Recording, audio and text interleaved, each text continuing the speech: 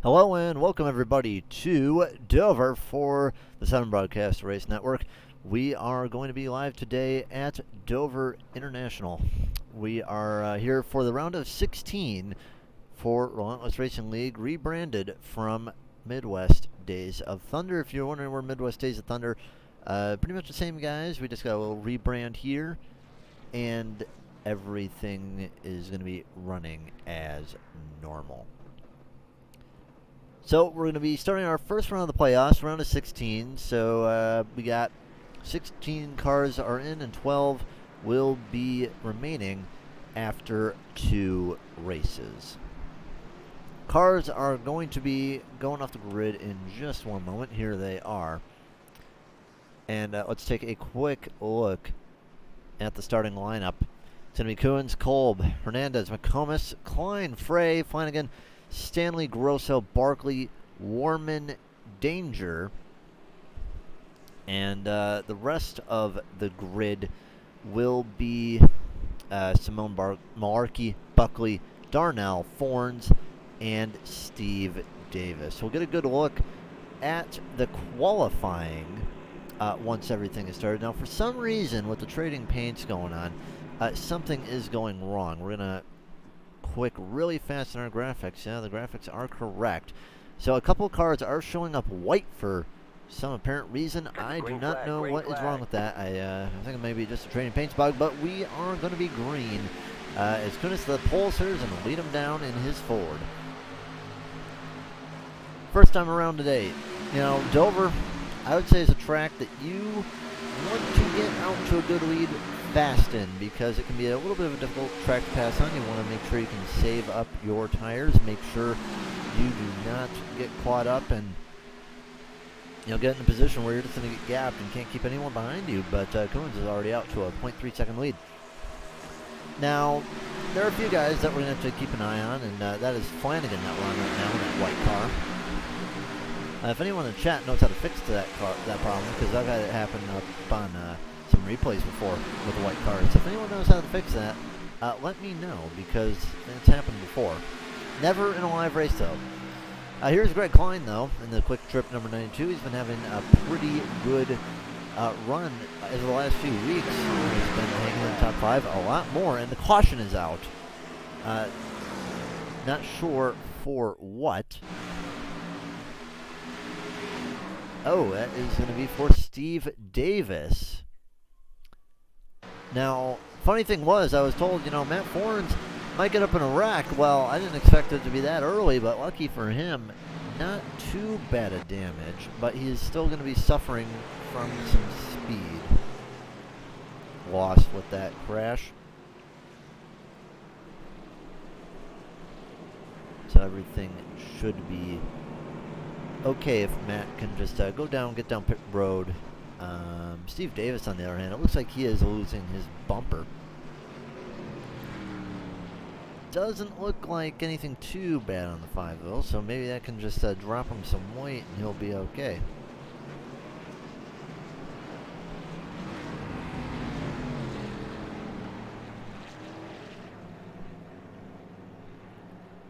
Would like to see y'all in the chat. What do y'all think of the new overlays we got? Got the new SDK for Relentless Racing. Gotta say, it looks pretty good. Looks like a wine sort of background. And a lot of cars do come down pit road. It's going to be 13th and back. Not a bad idea with unlimited tires, unlimited fuel that you can take. With a couple laps led, if you're warming, if you're the guys behind, go for it. There's no point in not going for it. Tire wear is going to happen pretty quickly, and you can also lead a few extra laps on the fuel. That's about 3 laps and then 2 pace laps, so about 3.5 laps of fuel that you'll be able to run longer than these guys if a caution does come out. So 3-lap newer tires is still 3-lap newer tires. As Warman comes out and Kunis is going to be leading. Now, with that being said, we're going to actually take a look at the points standings right now to get an idea of who is in the playoffs and who we're going to be looking at to perhaps make an upset today or get themselves into the top 12. Now, if you win, you're in. So that is one thing that we're going to have to look out for. The guys that we're going to be worrying about is the guys on the bubble. Right now, with the positions as they stand, that would be Matt Fornes. That would be, I believe, Malarkey, Barkley, and Connor Darnell, who just snuck his way into the playoffs. So those guys are going to be the guys that are going to need to get moving up there. 6 of 200 complete. Hello, Zach.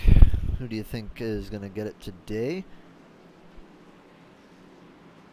We have no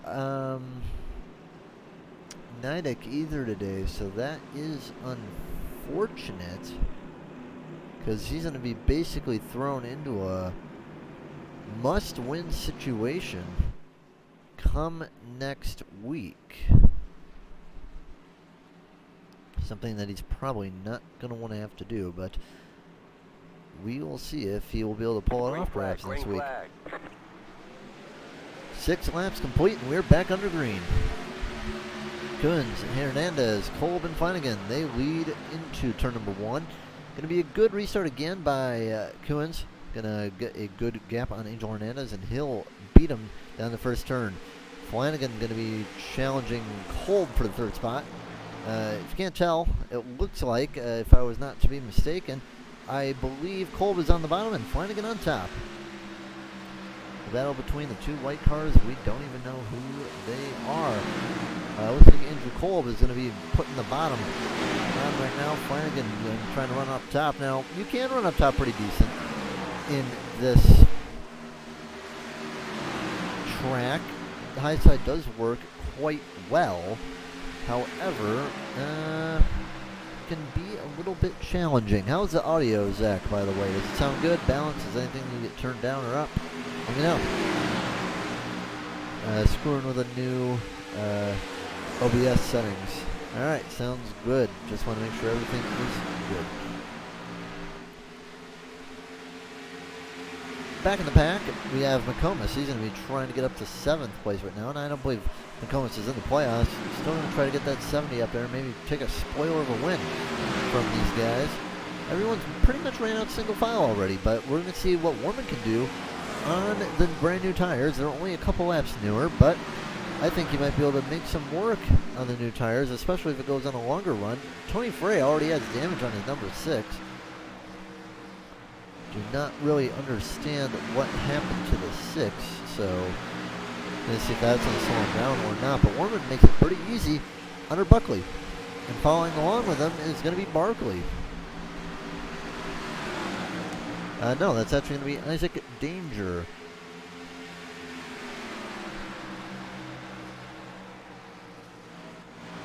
Now, these are the guys in the back that we're going to have to keep an eye on. Say Matt Fornes, for example. Yeah, that car, we'll ride on board with them and see how it sounds.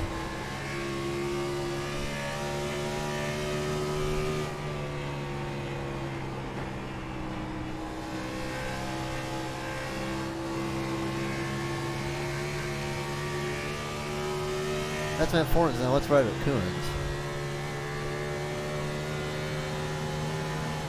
Yeah, looks like Fornes is slow. Looks like he's down about 200 RPMs about in the corners. You can see Coons coming down at the end of the straightaway. He's hitting about 9.2, 9.3. And right now Fornes coming down. And it could be that he's slow too. He's only hitting about 9,000, 9.1. So not what Fornes wants early in his race. Josh Grosso, highest mover right now. Actually, no, that is not him. That is Mike Simone. Just behind him in the number 12 Chevrolet. Didn't have a great year in the standings. It was only about 13th or 14th. So Simone would definitely like 2 solid finishes. Perhaps even a first win. That would be nice for Mike Simone.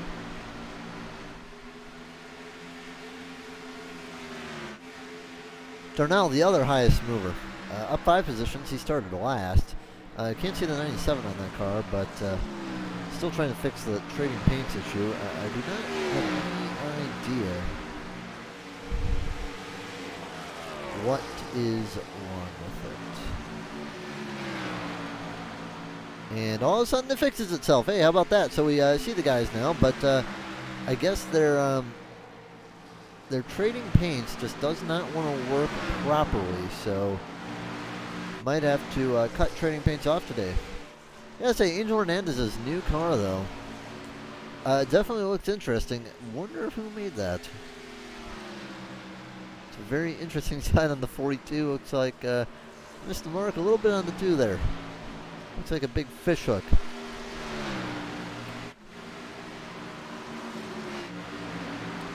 Yeah, the white cars are still popping in and out. So here's what we're going to do, guys. We're just going to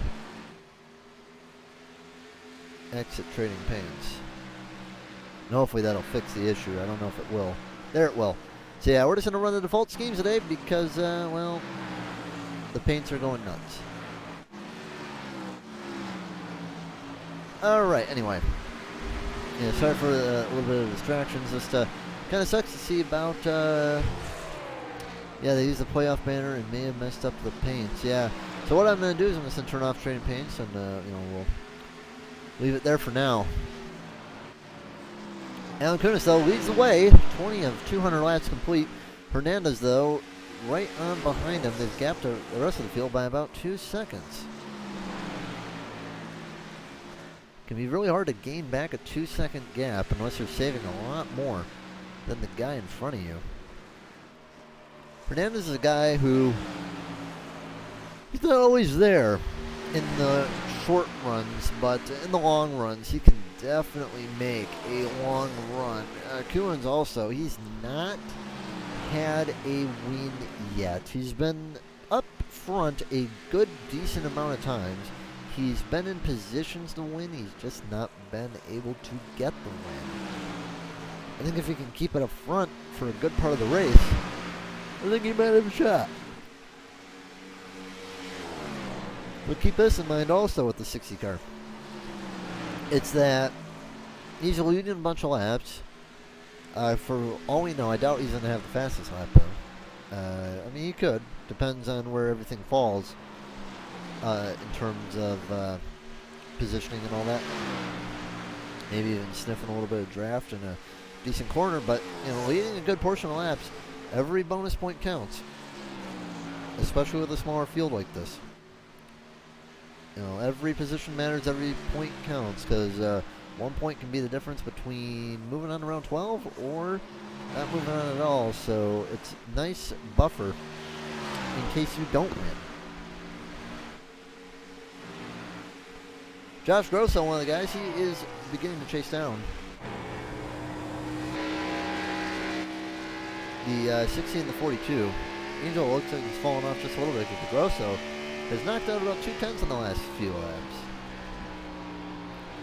See, they're not really running that top line. They're more running just that middle bottom, just a little bit above the top line. You could probably squeeze one car in between, but they are cutting down then. So it looks like Hernandez is falling off a little bit, but Grosso is making his way on the charge.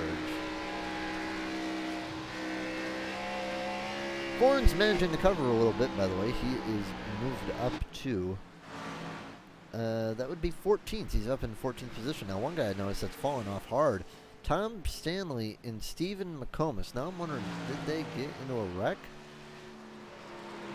The 70 is really off pace right now. And I think he's about to come down pit road. Yep, stays out there. Wonder if he has engine damage.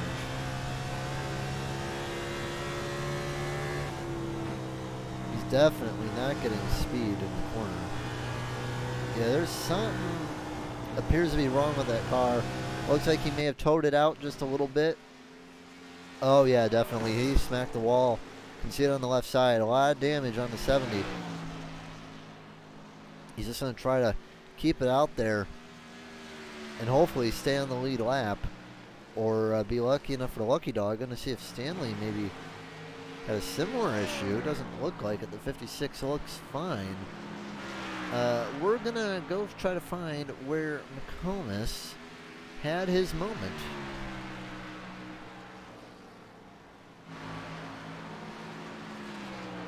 However, I do not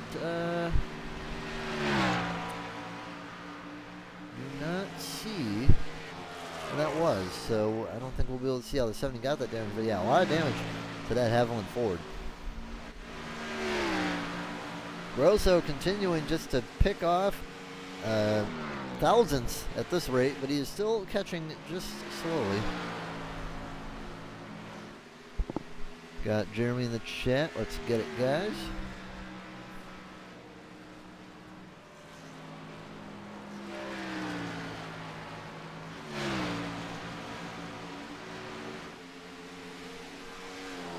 First challenge of the day coming for the lap car, or the leader. It's going to be the getter on that lap car is Stephen McComas. Now, yeah, it looks like Stephen is having a little bit of trouble with that car. It hits the wall and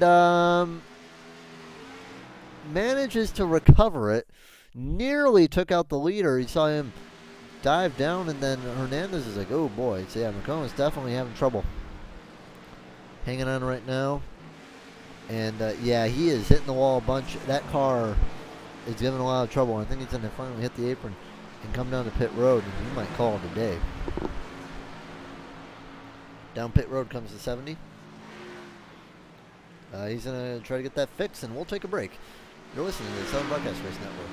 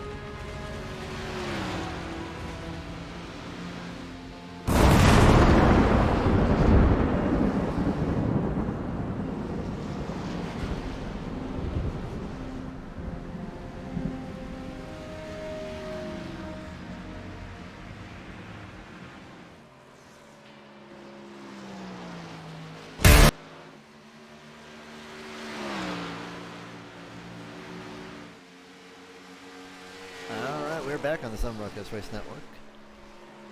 We are going to swap real fast to the new little ticker we got going on here. We got the tower. We're going to show you off our new little ticker. There we go.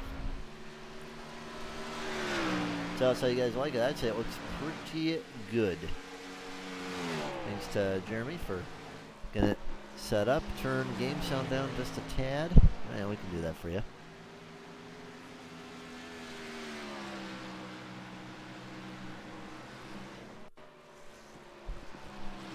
Alright, how does that sound now? Sound good?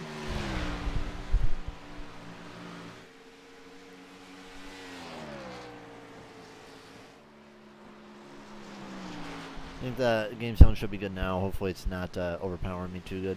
Like we on Fox. Okay, so it's good now. I take it. Yeah, you know, they had some good tickers back in the day, though. Fox did. When they first got in the sport. Really like them old tickers. They did a good job with them. I like the old school kind of style of, you know, kind of the more minimalist look. Sometimes it looks really good. And you know what? Since we're talking about old school stuff, you know, I'll have a nice little question to the chat here while we ride around with the 60 car. So, in 1984, Richard Petty drove to what win at Dover Downs? It was one of his last wins. It wasn't his last win, but it was close to it.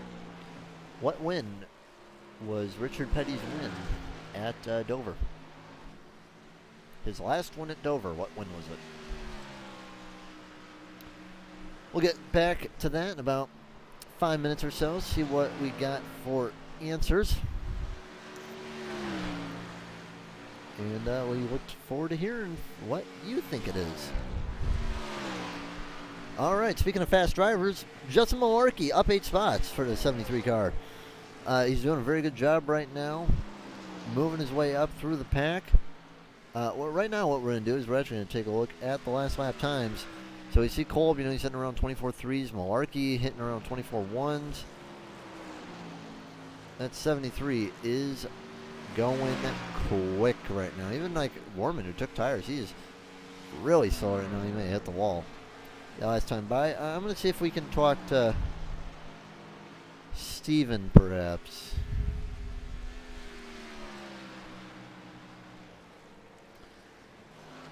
There we go. Found Steven. Get his little brain picked. Steven, this is Joe. You got me?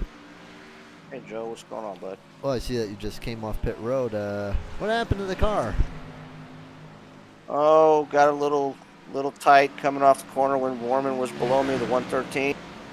And I just couldn't hold it, and I just drove it up into the wall and tagged it pretty good. All right, I got you. Quick question, though. I was wondering, what is the fuel looking like? How long are we looking to run? Honest with you there, Joe, I hadn't even calculated that, man. You didn't see it when you were coming in or anything? No, I'm showing right now about 50 laps on a full tank. Well, hey, that works pretty good then. Yeah, hopefully. I mean, I don't know. With that early caution, some people topped off. They might try to go the whole stage. You know, I don't know if they can make it, but it'd be interesting to see. All right, we will see. Thank you very much.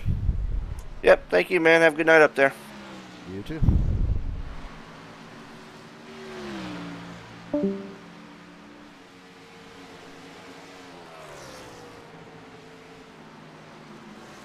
All right, we got McComas taken care of. Now, yeah, let's take a look at the stages. By the way, stages are going to be 60 and 120. So if McComas is pulling about 50, I would be really surprised if they went the full way. A lot of damaged cars. I can imagine some of the damaged cars, they are not in a happy position going a lap down where they are, but maybe they're saving a little bit, maybe not. I don't know. Close call there with the 6 and the 8. Flanagan still goofy looking on the paint scheme. Just don't know what's going on with him, but he's the only one that's doing it now, so at least he's easier to pick out now. However, the leaders now are very close together. Grosso has been on a 1 second whittle down for about the last 35 laps. Finally caught the back of his teammate Angel Hernandez. Now here's the thing I'm going to wonder, is he going to make it easy? Or is it going to be a little tough pass? Because I think Grosso perhaps could get the speed to get around the 60. But if he's going to do that, he's going to have to make it quick. Hernandez goes high. Grosso looking low, but can't really do anything with it. Car going a lap down right now, Mike Simone. He's going to be 15th 1 lap down. So the next car that is in danger going a lap down is going to be Isaac Danger. About a corner ahead. Has a decent lead. You see, yeah, he's about a straightaway advantage. So I don't know if Coons is going to catch him in time. So Simone might be the one guy on the lead lap. When everything's all said and done, Grosso did fall off a decent amount, though, after those last few laps.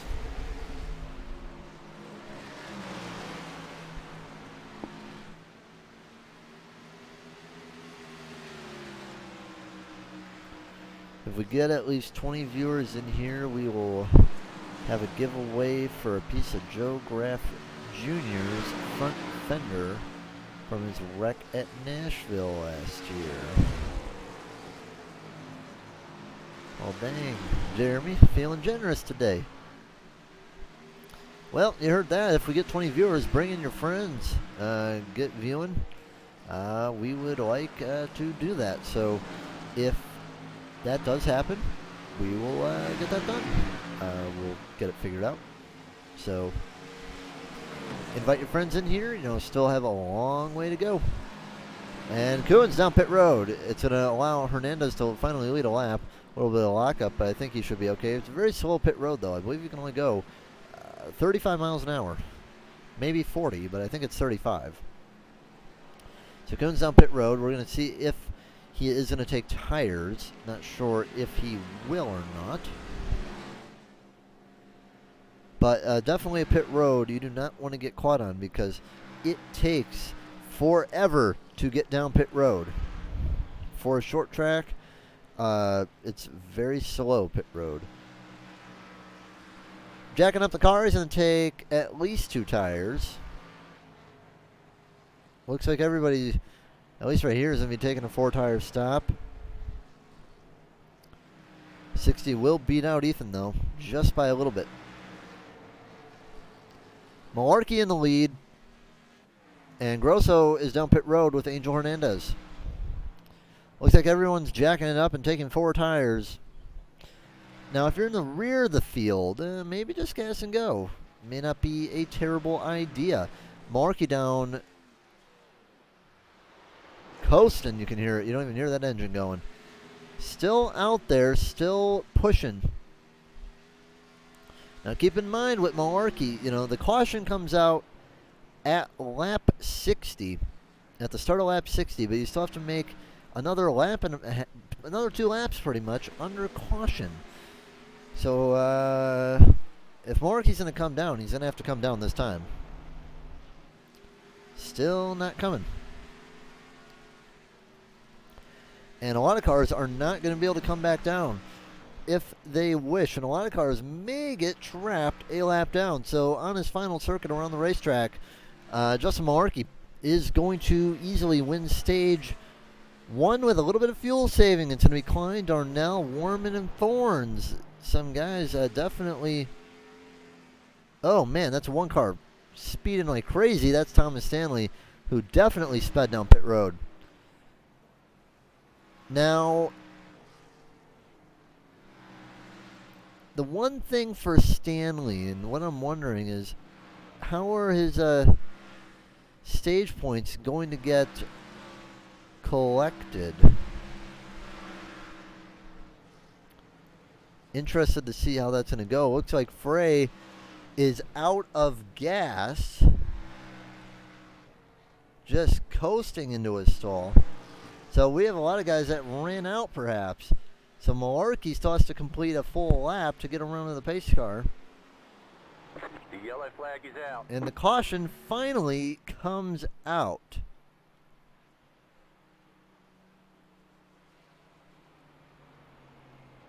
So there might be a couple cars who may not make it back. I'm not sure. Caution was definitely late to come out. About a lap late. Should catch the pace car this time. But there may be a few cars who might be wondering where that caution was before. Looks like they all made it though, so they should be okay. Multiple cars are 2 laps down, so these pit stops are definitely being causing a little bit of grief for some people. Now, the last thing they'd want to see is Klein sat up there. Now, I'm wondering, did Klein pit? I think everybody pitted. Yes, everybody did pit. Now, Klein is out there on 61 laps, which is surprising. The top 6 did not pit.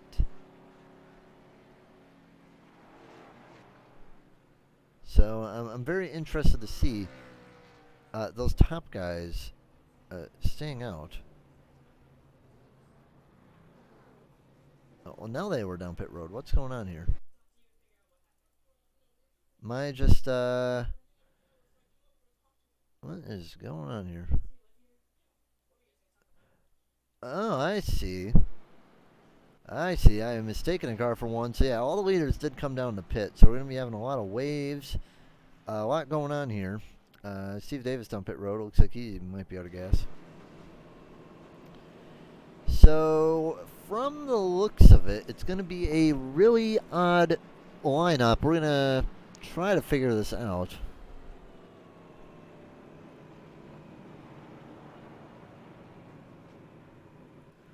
Got Malarkey, Klein, Stanley down back pit road.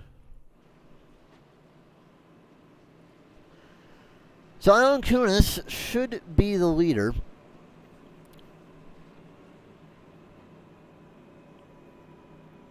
Once everything is said and done, everyone else here should get a wave around. The people that are going to get a wave around, looks like it's going to be Malarkey, Klein, Darnell, Forns, Steve Davis, and Alan Kunis. Wait, no. Okay. We're all messed up here. So, yeah, it looks like everybody's going to be getting a wave.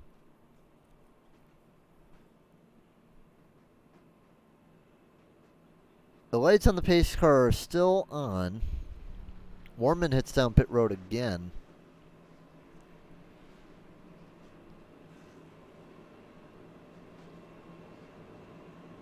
Now everyone is on the tail end of the lead lap, but there are a few cars as well that are multiple laps down, or at least one lap down up there, which would be like Buckley,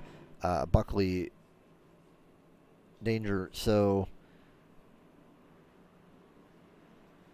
Danger is going to come down pit road now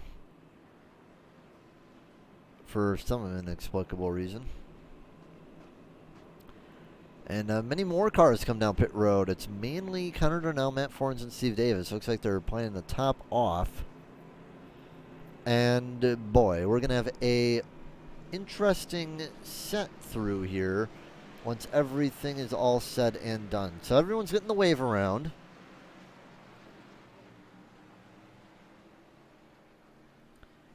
And they're going to have to hustle. There might be an extended caution period. But the gamble pays off, at least on fuel, because there's a lot of guys now who are going to be in a better spot, way better spot, than what they were. For instance, Connor Darnell, Warman, Malarkey, Klein, Darnell, who barely squeaked his way into the playoffs, and now he's in 4th position. Matt Forns, who had his incident earlier, but he's now, with that strategy, recovered up to 5th. Coons is going to have to deal with some traffic for the first time today. He's going to be back in 6th. And there's going to be some lap cars out of him, too. Unless they're going to throw him to the high side. No, it looks like it's going to be pretty much a single file restart. Green, green, green. Green flag. Wish we had more. Green flag starts with single file. Here we go. Malarkey and Klein, the only two side by side, as we're going to be getting down in the first corner.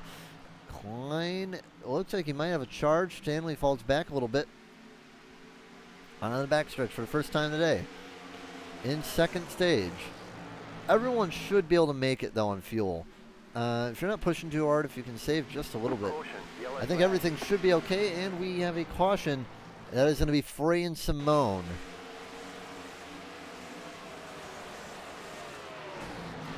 Looks like Frey hit the wall and got into Mike Simone.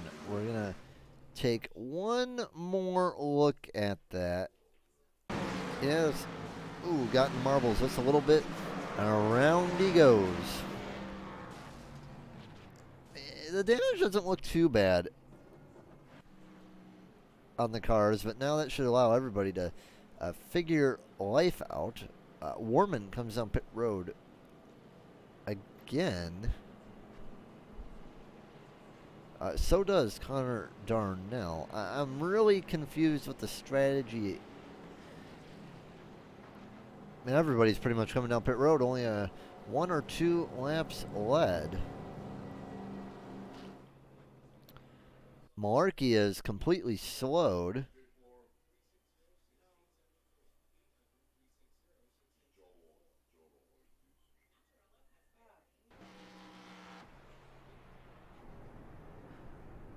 looks like Malarkey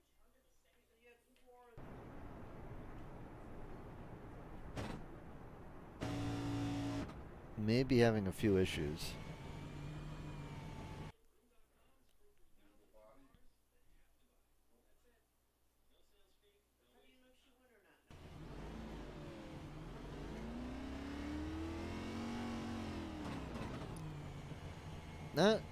Not really sure exactly what is going on with Markey. I guess he was waiting for the pace car. For a second, I thought he had perhaps lost it for a second. So Malarkey's down pit road now, and man, it's just been a cluster right now with all these cars coming down pit road and the wave arounds and the cars. It's really strange what's going on right here. A lot of position changes going on with all this. Very difficult to kind of track.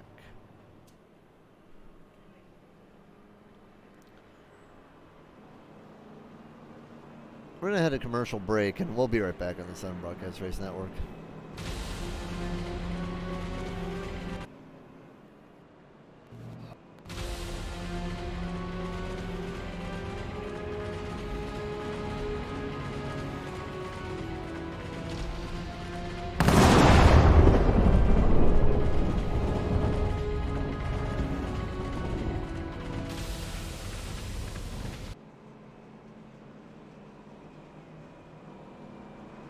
And 1 second, we're back. Under caution,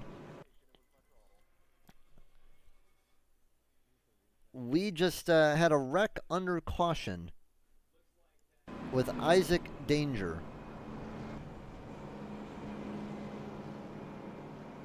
The car just,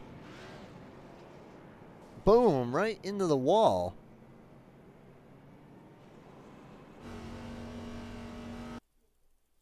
Not exactly sure what happened. Just gassed it too hard and he just threw it in the wall.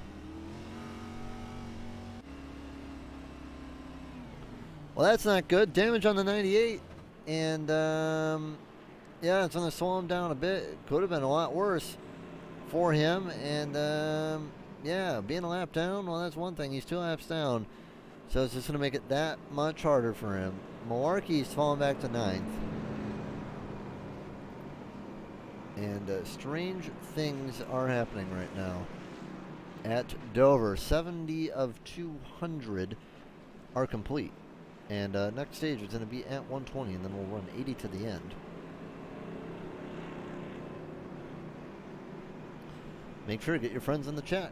If we get 20 viewers, we're going to be giving a piece of Joe Graff's bumper from Nashville last year. So make sure you get all your friends in the chat. If we get 20 viewers, we'll do that giveaway. We have until the end of the race to hit it, so I would like to see y'all get up in here. Green flag is back in the air, and we're back on our way. Forns stays high with Klein down low. Forns, not sure if he's going to have the power, though, as he was going very slow last time we looked at him as we head down in turn 2. Klein takes the high side and gets right in front of Forns. Here comes Eric Warman on the bottom. He's going to get around Forns, and Warman's going to be on the charge, looking to win his first race perhaps. He's back into turn 4. Klein stays out front. With Warman completing the pass, and Forns is falling back. He is falling on what looks like perhaps a broken motor. The car we saw earlier was down about 200 RPMs, and that could be why he's falling back so early. Warman down to the bottom, and it looks like he's going to get Klein for the lead in the 4. Klein takes the lead, and it's now going to be Warman, Klein, Kunis, Forns, and Grosso. Grosso, one of the fastest drivers throughout the long run. May not sit behind too much, but I think he knows how slow Forn is right now, so Forns, is trying to maybe get some positions and save points. He is going to try to block Grosso, and Grosso's going to try to get around him. Nearly in the wall goes Grosso. Flanagan looks to his inside, but nothing going. Back in the pack then, it's going to be for 8th place or 7th place. It's going to be Adrian Hernandez making an easy pass on the bottom of the 97 corner door now. Ethan Flanagan looks to the inside of Grosso and then peeks back. It's going to be Angel Hernandez now looking high to maybe do a cut down, but Forens finally has given up the inside. It's going to be a big freight train on Forens. It's going to be Grosso, Flanagan, Hernandez, and 97, 4 passes in the corner.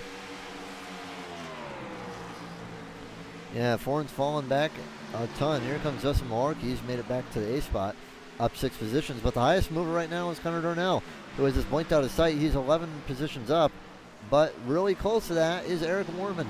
Eric Mormon up 10 and is going to be given the leader. Alan Kuhn is one of the first shots maybe at the lead that he's had all week or all day, because Kuhn's led a good portion of the first laps, and Eric Mormon would definitely love a win to secure himself in round 12 of the playoffs. But we know Kuhn's is fast.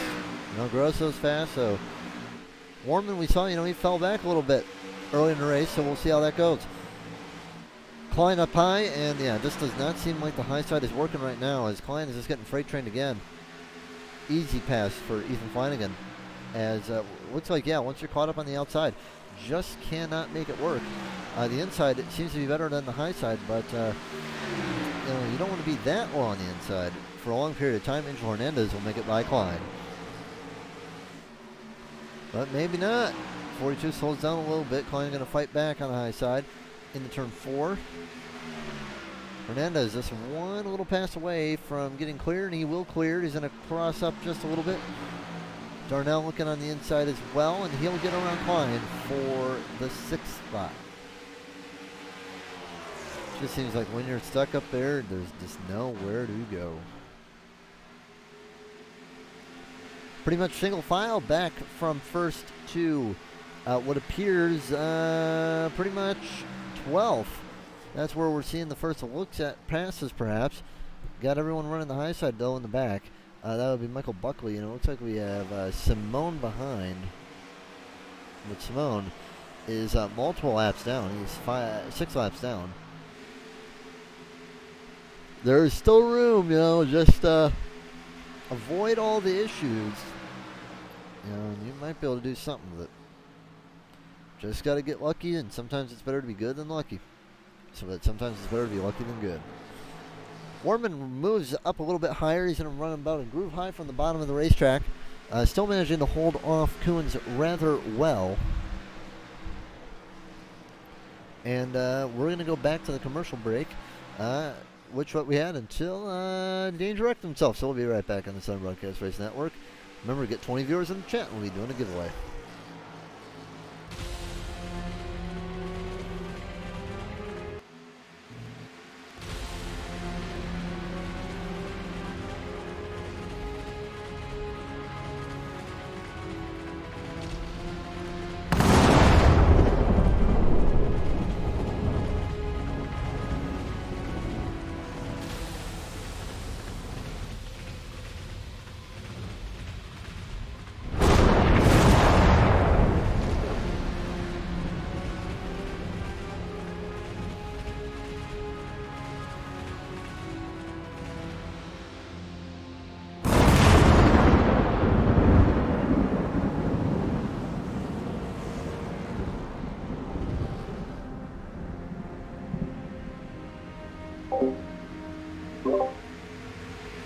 Make sure you check out Severe Weather Country. Wonder if those are updated things. We're gonna have to maybe check with our guy, see if those are still available.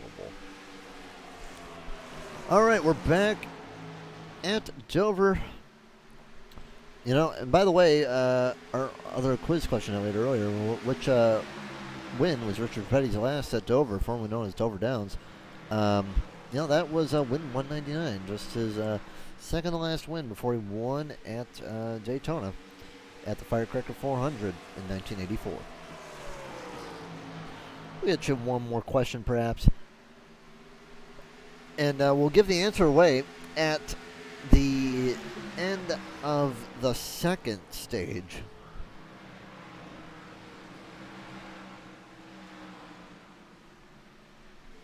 So stay tuned for that because we'll have our new question about 1 minute. Just got to pop it in the head. Think about where is to think about.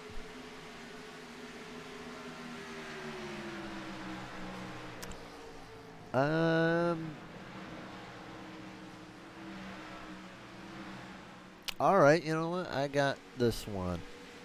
All right, Dover is a mile-long track. What was the last mile track that we ran this season? See if anyone is paying attention to MDOT. What is the last track that was 1 mile that we ran in the Cup Series? It is the Cup Series. So what was the last mile-long track that we ran in the Cup Series? We will give you the answer after Stage 2. I will give you a hint, though. This is the second one that we've ran, so there's only been one other one. It was earlier in the season. When was it? And what track was it? See what you think. We will give you the answer soon. All right, anyway. Back to... I thought there was a black flag for a second, so... yeah. Chat tells all. So Alan Kunis, finally, has gotten back around. Eric Warman did lose a few spots during the pit stops, however. So, not what Warman wants to see, but, Warman is still gobbling up stage points, still gobbling up points. He's going to be in a good position to get in around 12 as long as he can, maintain a halfway decent position. Doesn't seem like it's his fastest track, but he is running a fairly solid race. And it also helps that, there's a few drivers, having some unlucky days that normally would be hard hitters. I don't know if we're going to be seeing any hard hitters, maybe having an early exit.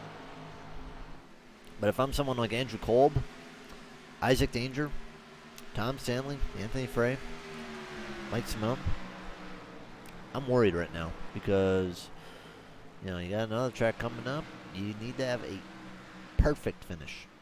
And you got to make sure that the guys that are lower than you right now, you got to make sure that they don't finish too good either. So definitely replace some high performers, especially like Andrew Kolb and Tom Stanley and Anthony Frey. They don't want to be there right now. So it's going to be hard for them to get back there too, because with the amount of cars on the lead lap, and shout out to Steve Davis, by the way. He's been doing really good so far today in the 5 car. Got himself back on the lead lap. Yeah, only 12 cars on the lead lap. So Isaac Danger is going to be eligible for the wave around, or lucky dog, whatever you wish to call it. But no, actually Buckley just got put a lap down, so never mind. Michael Buckley just got put a lap down. He's only in the car 1 lap down as well. Isaac's down 2, Kolb down 3, Stanley down 3. So yeah, definitely not a good position for all these guys of where they are right now. Everyone should make it on fuel, and you know what? Let's do a little bit of a driver breakdown real fast. We'll start with Kunis. So Kunis, he's had a good year all year. He's been doing rather decent. Been very close so many times. Just hadn't got a win. He's one of the top performing drivers without a win. He's dominating this race today. And what a way to get a first win to advance yourself into the playoffs. Then we have Josh Grosso, one of the top road racers in the league, but also been doing very good on some of the speedways. Grosso's been doing amazing and had a little bit of a fall off in recent weeks, but I think he has a great chance to make it into that Final Four. Here's Ethan Flanagan. I think it's going to be win or go home for perhaps the M.Dot champion from last year. He won M.Dot last year on a very interesting set of circumstances. I think that if the 35 can keep it straight and not get any incidents, not get any wrecks, I think the 35 is definitely have a chance to get in the championship four. Angel Hernandez, I would say, is a favorite. One of the highest winners in the league, just behind Andrew Kolb. I think Angel Hernandez would be a favorite for me to win the championship this year. Justin Malarkey, a guy who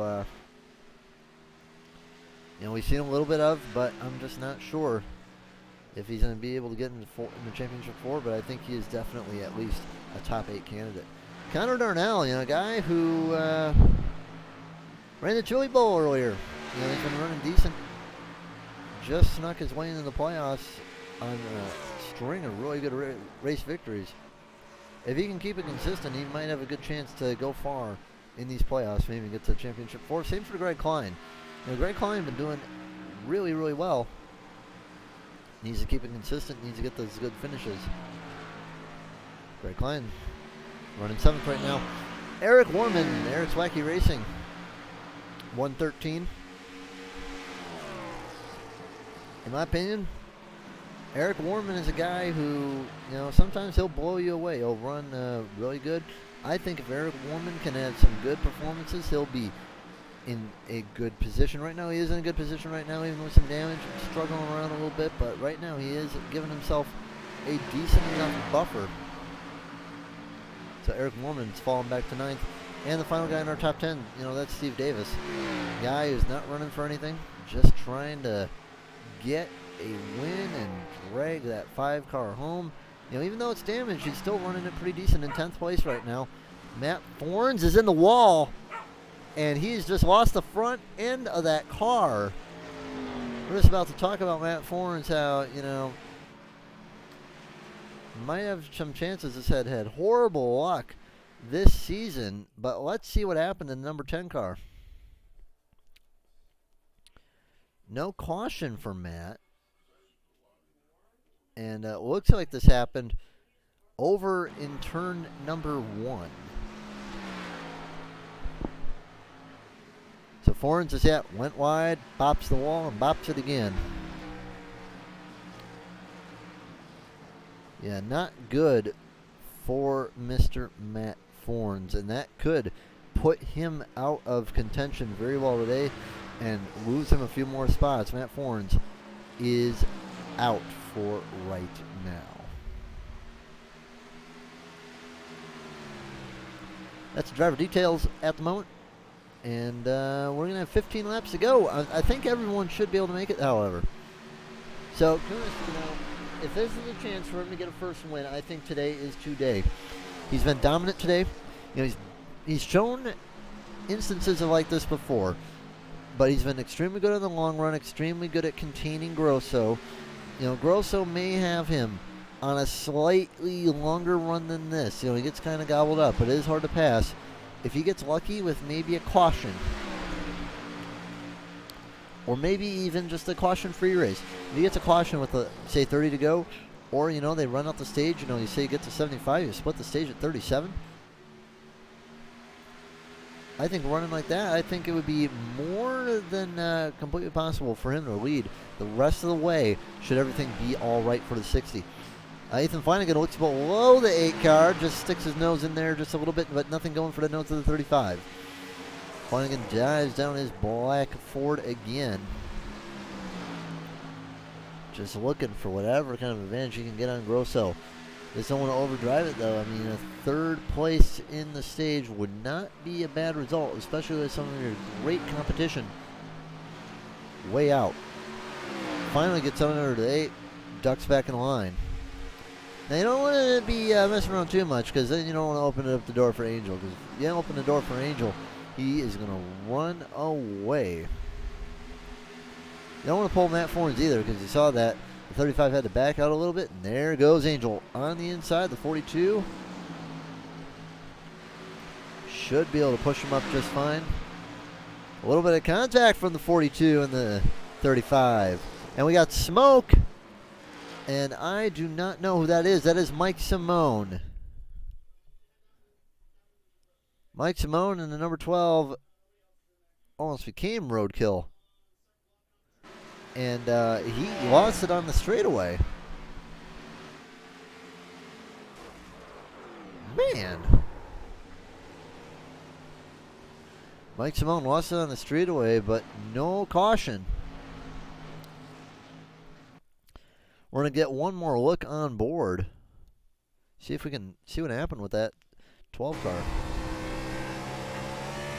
Looked like he thought it was getting loose a bit. and then it's got on the throttle too hard. That is strange. I mean, I get these tires are pretty toast, but I'm very surprised that it was that bad. Yeah, there was a 12 is struggling for traction. You know, finally got on it, but that's a big damage from Mike Simone, who is now in pit lane. You know, it's proven how hard it is to pass, though, because that's 60. Running amazing and still able to lead. They're getting really close to the wall, though. They're running extremely aggressively. It's Coons, Grosso, Flanagan. Grosso just barely cutting off the nose of Ethan.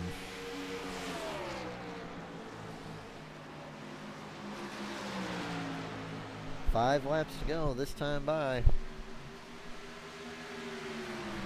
And it looks like Flanagan is going to try once again to get down to the bottom and maybe make a challenge for the stage win. Flanagan a little bit in the Grosso, but no one hits the wall, but he gets smacked in the side. Luckily, he is okay. It could have been worse. Isaac Danger down pit road. I think at this point now, you know, you're in the top 16. You don't need to be making any crazy moves.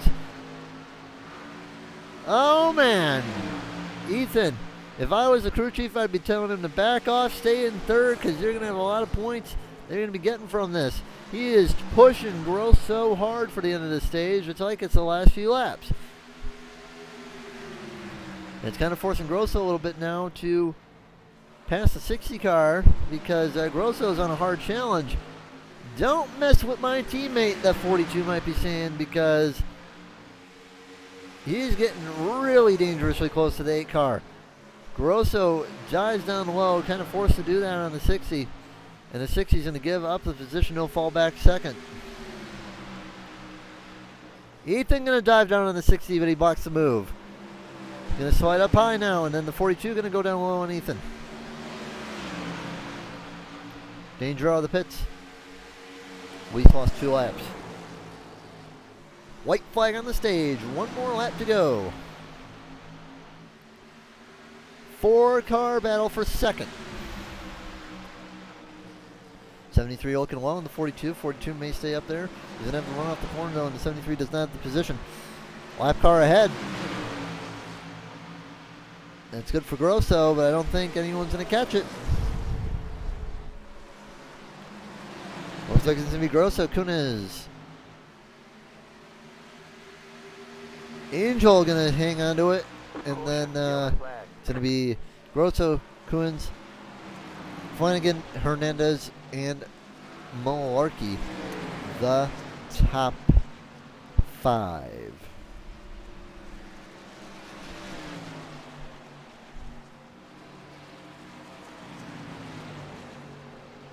Got Rafferty in the chat. Hello, Bobby. Future Cup driver in the chat. How are we doing?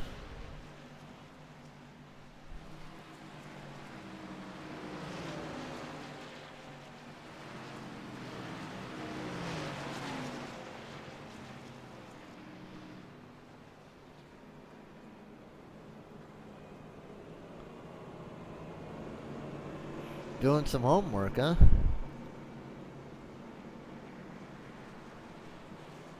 Scouting out the competition for next season.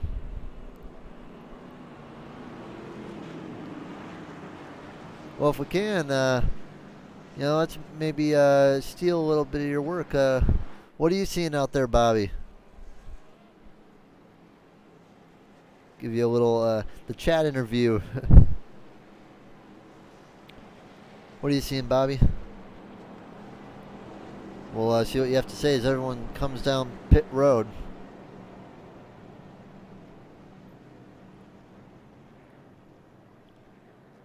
Race off pit road, I think. Definitely going to be in Kuhn's favor, though. I think he's going to be really wanting to rush out and get first, because Grosso, if he gets out in front, Grosso might be able to gap. Here comes Grosso. Kuhn's.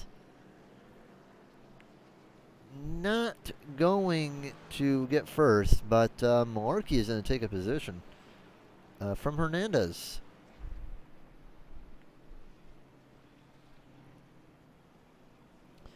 So looking at everything, looks like Steve Davis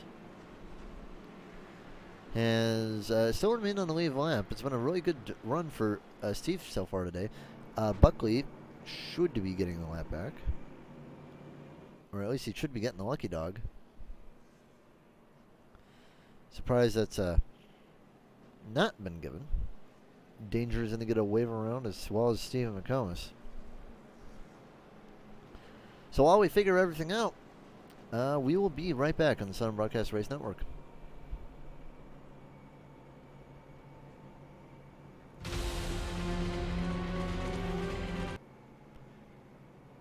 Oh, and by the way, yeah, you can join Bobby.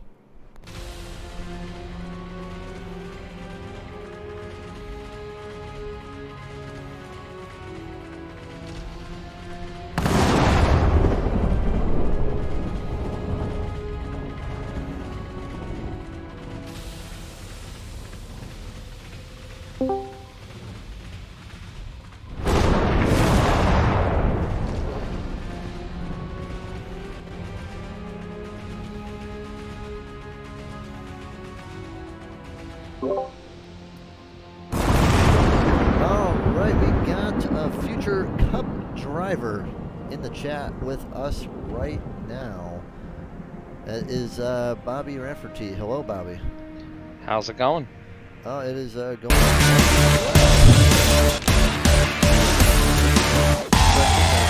that I did not expect to be in the back right now, such as like Andrew Kolb. You know, the pit stops have really caught people out today. Yeah, and honestly, Dover is not exactly a easy track to navigate to begin with. So it's definitely been, from the little bit that I've been able to see, the race has definitely been interesting. It's a track that I'm looking forward to running next season, but also a little bit scared to run. So, see, we're doing some homework. So let's steal some notes. What are you noticing today? I'm noticing that the competition level is, I don't want to say, how do I put this politically correct? There's a lot of stiff competition. There's not as much of a skill gap there really in the Cup Series like there is in the trucks and the ARCA Series. So, you know, your bad nights are not going to be as easy to rebound from, but you know, because I'll be running in the Cup Series next season, still haven't made the announcement on who I'm going to be running for. I'm going to let the team owner take care of that, but you know, I want to try to watch as much of the broadcast from here on out, so I can kind of get an idea of what guys' tendencies are, who the aggressive guys are, who's the guys that are, you know, overly patient, you know, and just overall watch the fast guys and see what they do that is making them run up front, and see if I could pick up on anything from them. Well, one thing I would notice, at least from a patient standpoint, is I'd say Grosso and Flanagan maybe complete opposites. Flanagan, very fast, very aggressive driver, but he does, you know, he keeps it clean. And Grosso, much more laid back, but don't want to get out in front, or he might start gapping you. Well, and that's one thing that you'll end up seeing a lot. You know, doesn't matter what type of oval pavement car, especially in long distance races, is, you know, it's easy to go fast up front because you kind of control the pace, especially if you can build a gap early and not have that pressure. You can kind of run your own race, save your stuff, and it's everybody else's job to try to catch you. And a lot of times you'll end up going faster by slowing down while the rest of the guys are pushing hard and chewing up their tires trying to stick with you. Yeah, no, you know, I know we don't broadcast ARCA. I know actually Jeremy was thinking about getting the ARCA race up yesterday. The ARCA race, for me at least, was not a good race for me at least. But you had a pretty decent race at Homestead, didn't you? Yeah, I was doing a little bit of whining and complaining in Discord, full disclosure, because Well, I was there. I heard excuse it, me. but my Yeah, microphone was broken. full disclosure. I was doing a little bit of whining and complaining because I felt like complete garbage in practice. I couldn't make a lap. And I've noticed that with me too. Sometimes, in practice, I'm like, man, I'm so far off the pace. I can't get this figured out. But once, we get under race conditions, I get in that race mindset and not chasing a lap time, and it usually will calm me down, and I can get into a rhythm. Big congrats to Ed Morris. I guess it would be Ed Morris Jr. Yeah, I thought that was Yeah, it's senior a running. I was like, because I Nah, it didn't was even see. Junior, and he was very very quick. There was another guy that was right there, a few guys that were right there with us. Some I believe they were newcomers, and then Charlie was up there with us. But it's a shame we ended up blowing through both of the green white checkers, because the way the pit strategy played out, it got very very interesting with a lot of guys on fresh tires, a lot of guys on no tires, some Now I'm guys not on going to two complain about tires. blowing through those cautions though, because those cautions saved my Yeah, playoffs. they saved your playoffs, but at the same rate, I definitely felt like short run pace. I felt like I may have had something for Ed and would have been able to secure a fifth win for the season, but that's how it goes. Again, congratulations to him. He ran a hell of a race. You know, it is what it is. We move on to the next one. I think we go to Lime Rock next, so I'm pretty excited for that. I did a little bit of testing today. It's going to be a lot like Watkins Glen, where you're going to have to be real easy on the throttle and keep your stuff together for the race and keep it on the track, and you'll end up with a good result. Yeah, now I know you're also thinking about getting in the truck series too, because the truck series, you finished up in the league that you're running. It looks like you're going to run the last 6 races in the truck series. Yeah, we got finished up with the Coolray weekly series. Got invited up to their invitational only main series. That's literally a year-long season. Race for a decent amount of money and some cool prizes. So doing that on Wednesday nights, but that then frees me up on Tuesdays. So plan is to, from here on out to the end of the season, finish out the trucks with you guys and see if we can play spoiler and get some wins. Thought I might have had one on you at Atlanta this past week, but you played that one perfect and got me at the line. So we'll get there. I've last two truck races. I've run three truck races all season. I got the win at Eldora, and then I ended up finishing second to Kyle Martin at North Wilkesboro. I joined that one on a whim, and then Atlanta, you got me. So I'll get that second win here soon, hopefully. Well, hey, I don't think you and me have to wait too long, because I know you're good at dirt, you're good at the road courses, and we have a dirt track and a road course coming up. So you won ARCA handily, and I could imagine that you would not have trouble. Just as long as you don't get wrecked, I think you'll be all right. Yeah, absolutely. It's just as much about skill and talent as it is about luck and creating that luck by putting yourself in the right position by being smart. So to win in any of these series, you have to. There's definitely some luck that's involved, because we have some phenomenal drivers in this league overall. The admin team has done a phenomenal job of making sure that that's the way it is, and I'm very happy that I found this league, and I'm running in this league right now, and I've been able to compete at a pretty high level right off the bat. But looking at what we got going on track right now, uh, Joshua Grosso is walking the dog on these guys, and Not I don't quite know though. if I mean, he's going to be. it's only about a half-second lead though. Only about four Eh, tenths. it looks bigger than that on my screen, but you're definitely right. Looking at the results, it's amazing that that's only a 4/10 gap, but he looks like he's keeping the car very straight. He's keeping it smooth, no wiggles. Well, the thing I That noticed wide about arc is gonna save the tires too. well, the thing I noticed about Josh is that he was kind of falling off just a little bit at the start. He'd fall back, but he'd keep gaining, keep gaining, keep gaining.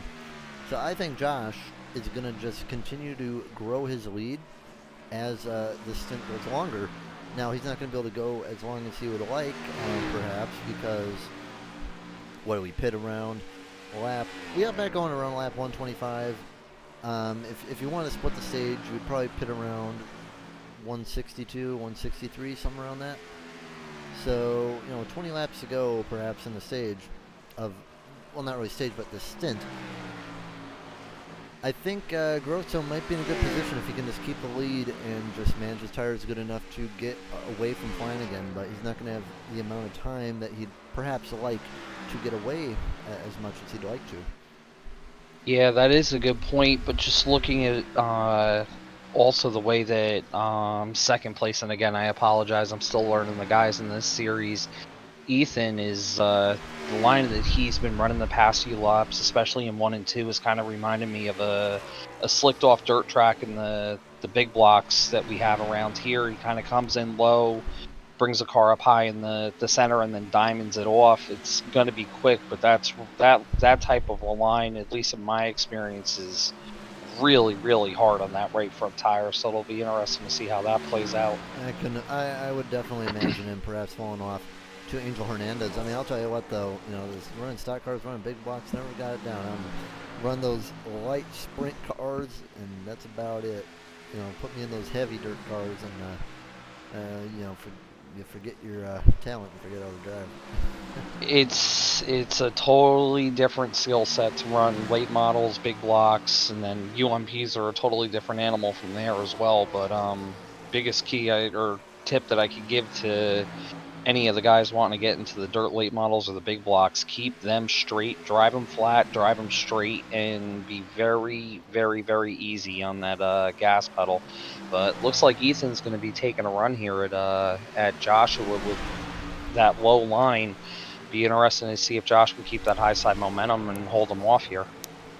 Yeah, I mean, Josh, he was pretty good at defending. Now, Ethan, a few times I thought he was going to wreck him on this end of the second stage, because Ethan was flying, and I'm actually kind of surprised that he is getting under Grosso and managing to get around him. I wonder if Ethan maybe pushing a little bit harder than he'd like, just to get around Grosso and maybe try to hold him up, because, I mean, it is not an easy pass here.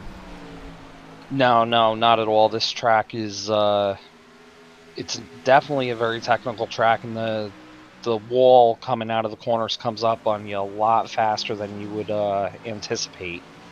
But also, again, with these cars, I'm not 100% sure, but I'd have to imagine with these cars, clean air has got to play a big factor on how the cars are going to handle as well. So it might be worth it to use up a little bit of right front just to get that clean air on the nose and get the car to grip a little bit better. Now, I haven't driven these cars really since these were official cars. But the last time I did run it was at Twin Ring Motegi, in this league with you and everyone in the All-Star race. I'll tell you what, my one experience that I had, I mean, it could be just that one track, but once you got in the dirty air, the car just became tighter, and I think I can actually have an idea to see if they're tighter. But we'll go on board with Grosso and see how much he's kind of putting in that wheel. Ethan had a really bad entrance there. But he is trying to at least get into some clean air. Maybe not take the most efficient line in the world, but he wants to get that nose in clean air, because I feel like with these cars, when you do get in the dirty air, it really tightens up your car, and when it tightens up the car, it starts to hurt the fronts. The one thing also that I'm noticing too is Grosso is really backing up his corner entry, as well as going a little bit higher to get some air on that right front. I think both of those things, he's going to have a more positive front end later on in the run. Now here's what's interesting to me. So if I was to, see them hitting it halfway, run 37, they'll probably hit around in 10 laps or so. The fall off has been about a second and a half. So, a second and a half and fall off, I mean, that's no small number. So do you think that Grosso may stay out a little bit longer and let Ethan perhaps try to split it 50-50? That'll be interesting to say, because with the fall off being that much, I mean, obviously tires are going to be king, and at that rate, I think the undercut would be so powerful on a pit stop. The guys that are going to get the fresher tires first are going to be at a greater advantage. You know, me personally, if I could get on fresher tires early, I might, drive at 75%. I'm still going to be a second faster than everybody else out on the track and be able to protect the tires at the same time. So you're saying that, okay, so if you can run about 45 laps easy on fuel, no problem. So you're saying if you were running right now, maybe in Grosso's position, you'd pit now? Let's see. We have 155 to go. Run 155 of 200.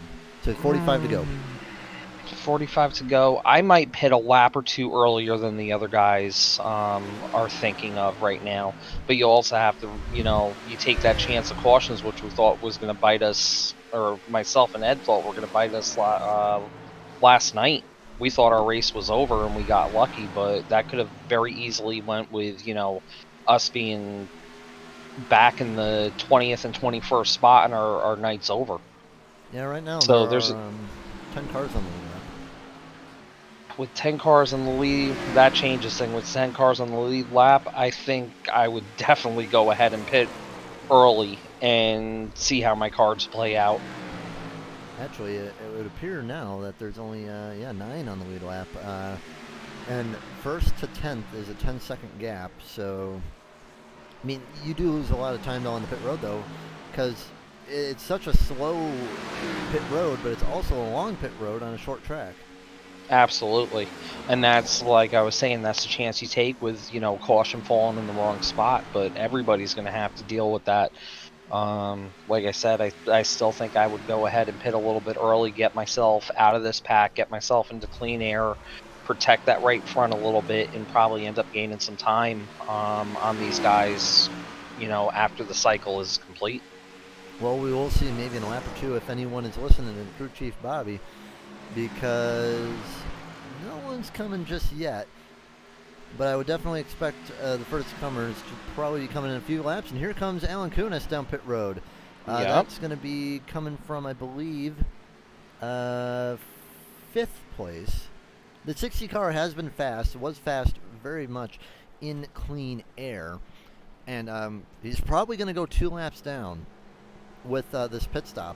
Now it's going to all cycle through. And Absolutely. Yeah, people are definitely thinking about strategy, because here comes Malarkey as well.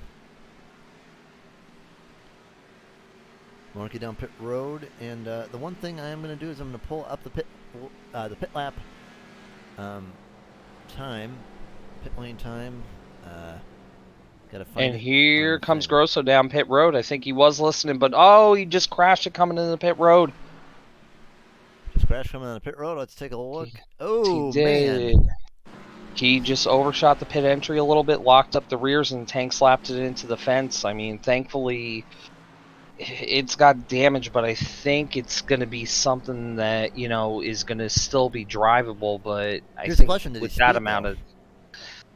He might have spinning through pit lane. We So- gotta go ahead and see, but with between the damage and that, his chance at a win might be over here. Yeah, I'm going to look really fast to see what I can... Because I believe there is a speedometer in SDK. I know I've used it before. I just don't remember where it is. And Ethan is coming down pit road right now for his stop, so everybody seems like they're cycling through. Well, considering that Grosso is still on pit road... He's taking his...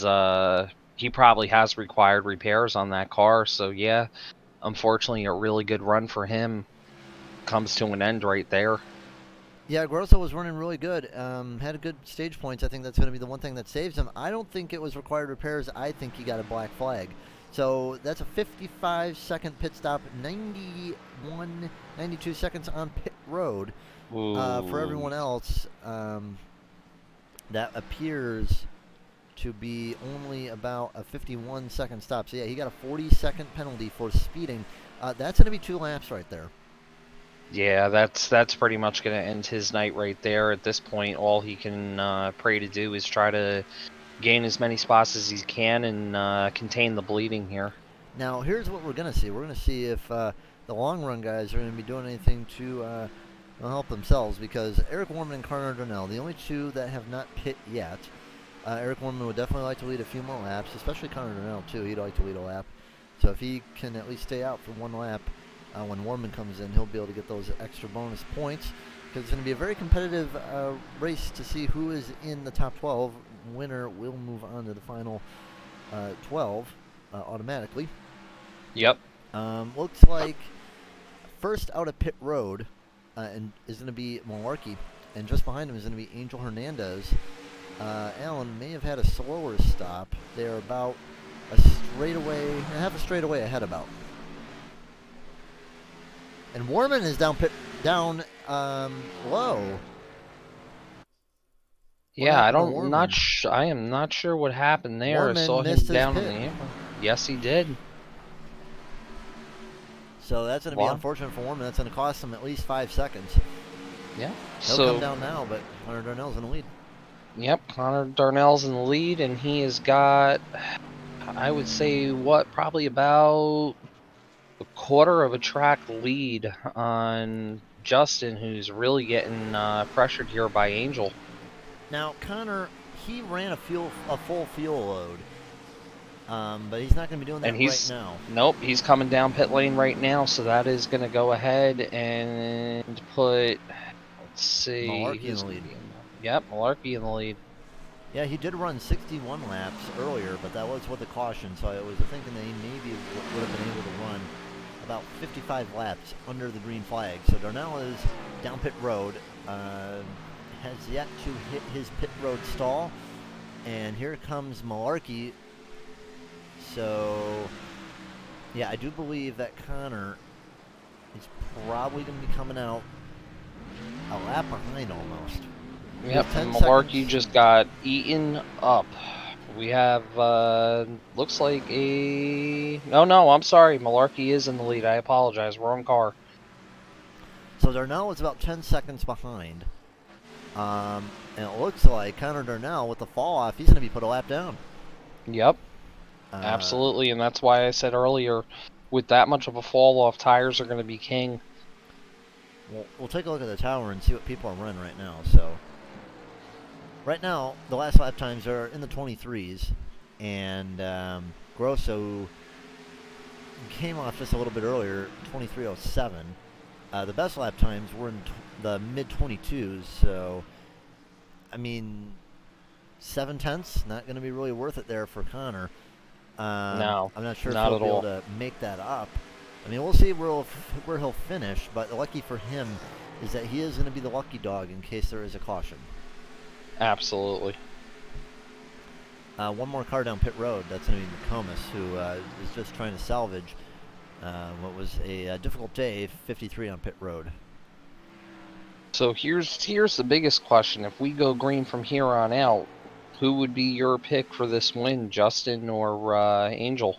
I mean, Malarkey has definitely fought his way through the field really, really well. However, I do believe Angel, on the long run, might be just slightly better. But, you know, Malarkey, I think, still has a chance.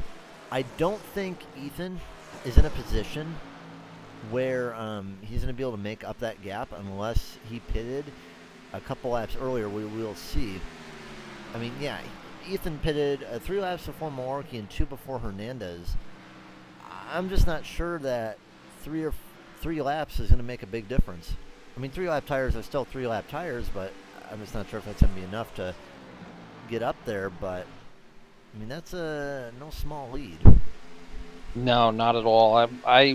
I foresee Angel taking this win personally. It looks like he's, just pacing up there with Justin and conserving his stuff a little bit, and he's getting runs on him when he can, and then he'll back off a little bit and then get another run on him, then back off. So it's going to be interesting coming down to the wire here. We have 24 laps to go, 23 laps to go.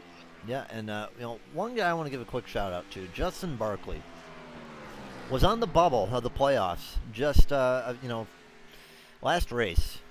Got his way in, And now he's up in 6th right now, and ahead of a lot of guys who, maybe we thought were going to be up there. Anthony Frey is down. Mike Simone is out. McComas, who's had really good runs, but they've been inconsistent. Danger, who's been great as well. Warman, Kolb even. Kolb's managed to salvage what's been a bad day and turn it into perhaps a top 10, but it's going to be interesting to see how the playoffs are going to shape out when you see some guys that maybe aren't normally up there, and then some guys who are normally up there but are down there, because it's only a 2-race playoff for the top 16. Yep, it's definitely going to be interesting. And this gets back to what I was saying earlier about the competition level in this, especially in this league, but especially in this division. I mean, you can't afford to have a bad night. Just got a message from Brandon Hughes. I'm just going to toss him the link real quick. There you go, Brandon. Bet Brandon wants to watch his team run right now. Here's my question. I don't really pay attention much to your teams, but is there any your teammates, or at least people that are in your team, running this race? Future teammates are in this race right now.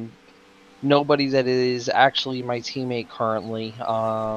For next season, like we said, I will be in the Cup Series, but I'm not going to announce who I'm going to be running with. But what I will announce is I am going to be opening up or continuing. Oh, caution's out. Caution is out. It's Steve Davis. Oh no, Steve was having a decent run today, but that 5 car.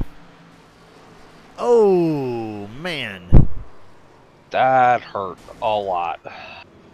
And Tom Stanley, both of them weren't having great days, and someday you see a bunch at Dover, you clock the wall, and then you just clock the bottom one. You just fly right back down to it. I've seen it happen time and time again at Dover.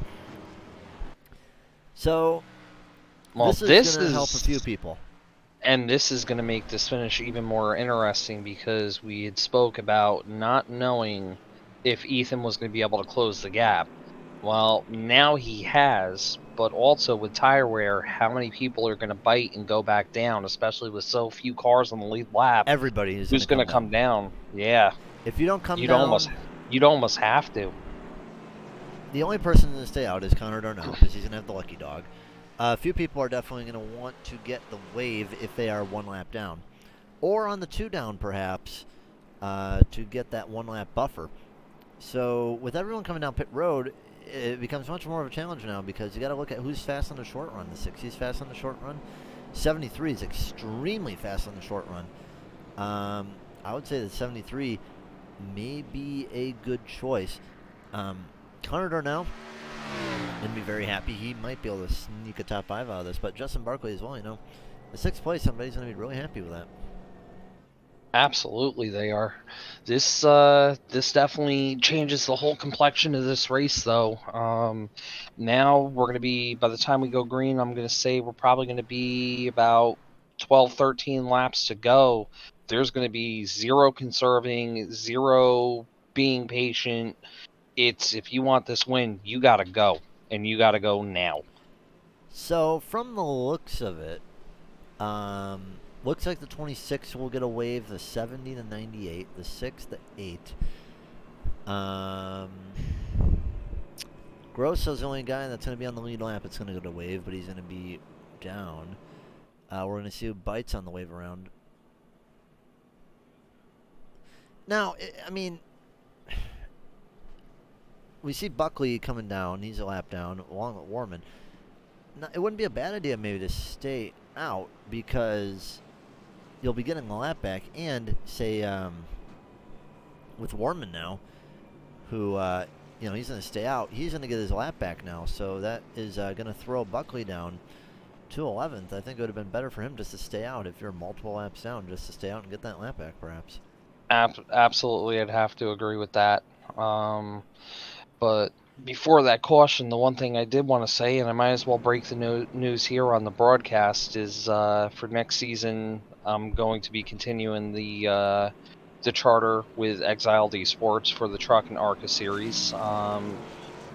Josh Van Gore is going to be my driver in both, and we may potentially be looking for other drivers for the season if anybody is going to be staying within the ARCA and Truck series.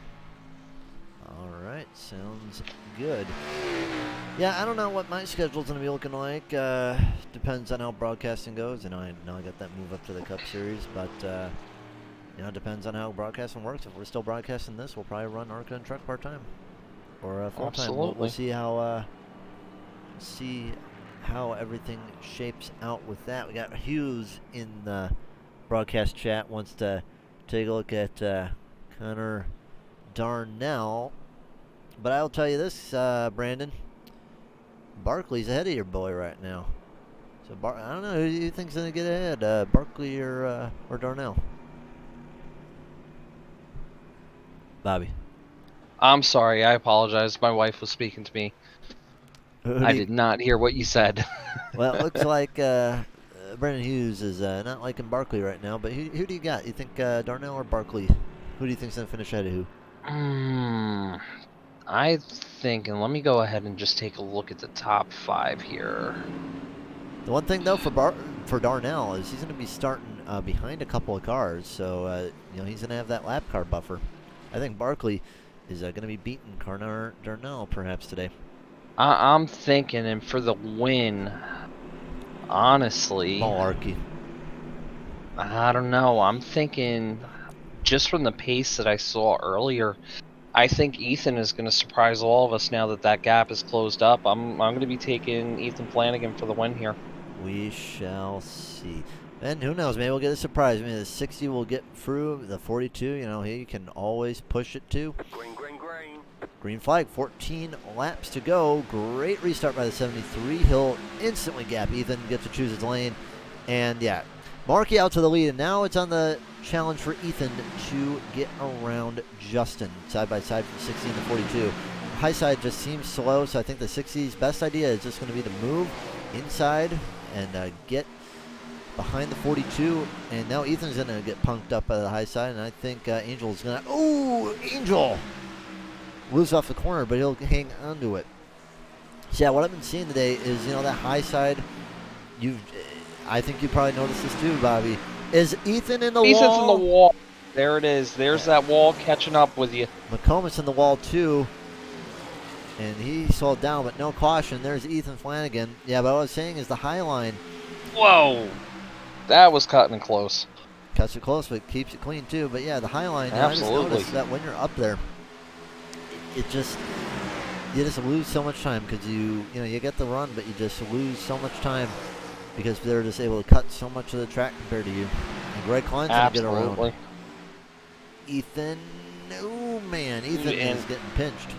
Yeah, he might have been in it again right there. It looks like the right side of that car is taking a pretty good beating right now. And Ethan's going to be pretty much out at this point. So maybe just preserve what you got. And announcer's curse. I apologize, Ethan. At this point, just think about the long term. He should be in a decent position to make advancements to the round of 12. And we got lap traffic going around as well. Looks like Cole just passed Grosso. Grosso down pit road. So unfortunate for Josh as he is going to have a little bit of a harder day next Friday. But there goes Malarkey, 9 laps to go with Angel's brand new 42 behind him. Absolutely, and Angel looks like he is extremely, extremely quick here. He's just trying to find a way around him cleanly and time the run properly. Yeah, the 42, I mean, you can see him, though. He's definitely trying to get clean air. So it seems like it's being a really a struggle to get around the car ahead with the dirty air. Because you see that he's going up high. The Markey's kind of slowing up high a little bit, and then the 42 comes down a little bit just to get whatever kind of clean air you can get on the nose, because I think he's probably tight. I believe so also, but I also like what he's doing with diamonding the corner to drive it straight down that banking and get that maybe 1 or 2 extra mile an hour. I really do feel like if he could stick with him through the center of the corner, like right here, he's going to get the run. but he's got to time it right. He's going to get the run, but also torch your tires. Now, here's the thing. He wants them to be side by side. He wants Angel to be side by side on the high side because he won't be able to cut down then. And the high side typically isn't that great, but we'll see if Markey is able to hang on to it. Angel gapping a little bit. Markey gains a little bit back in the corner, but Angel will be faster on the high side. Yes, he will. Ooh, man. He's using every inch of the track. Angel is wheeling that thing. Well, one thing that, the 60 likes to see is these two guys fighting in his front windshield because, they're gaining fast. He's cutting the lap down considerably. He wasn't even in the picture a few moments ago, and now he is gaining a ton of speed and getting a ton of time each lap. Absolutely, he is. This is, if I was in third place here, I would be licking my chops going, keep racing this hard because it might put me in the catbird seat. But he's also got Greg breathing down his neck, so he's doing double duty, looking out the front windshield and watching the mirror. So this is going to get interesting in the next 2 laps. We should be coming to two or three to go here. And you can see on board the nose of Greg Klein just rolling around this racetrack. You can just see how much gain he got in just that half of a lap. And, it may be time to stick it 3 wide. He needs a win. He wants that first win so bad. And he's with got them the running run. side by side, he's going to be the fastest car, too. Absolutely. Now, if you're in a 60, where do you go? That's a tough one. Well, inside it's going to be. Yep, two to go right now. But if they were still too wide, man, that's a tough one. That's one of them positions where it's like I gotta win, but I wouldn't be making my move until the last corner or the last lap because it wasn't going to end up pretty. Angel trying to come back on him right here. Angel is most likely going to fall back to third, and there is a caution. Oh man, here we go.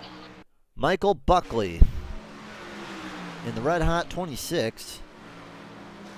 Ooh, a little bit of a bump there from Isaac, and no brakes, and smacks the rear end of the wall. And a ride on board really fast with the 98.